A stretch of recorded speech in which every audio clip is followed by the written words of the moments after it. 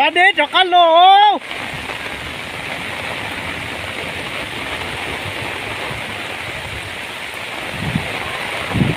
Ôi dồi.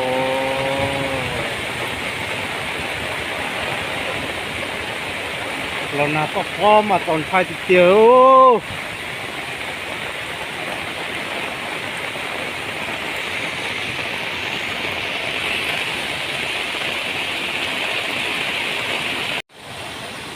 Rồi bị sạt lở hố pư này.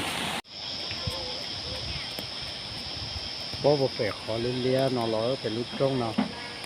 Y can đầu tư bó lò sát nó là hỏi ca bó lò sát tí.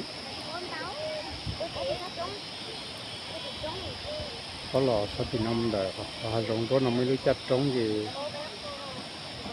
Bó lò từ lúc cái hàng nó lò cho chế nó nhon ra cái hàng nó gì. Thế cho chế nó ra đủ đủ lỡ chỉ cho ý đó chi đi.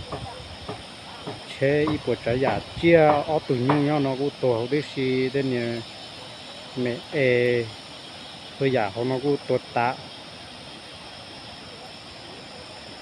giờ lọt thọ tròn tôi cho chế này nó chỉ cứ tàn cho mà chỉ mấy tụ đi thì nó ta và chỉ cho cô bọc thế là cô sợ gì còn gì bé là chỉ mà lo chứ chứ cô thiệt thao là chứ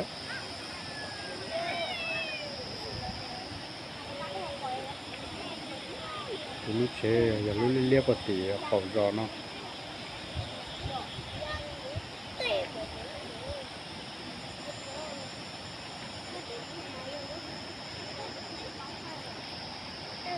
cái lúc giò nó là nhỏ xong và xa chỗ ó thôi dầu có phải nó lò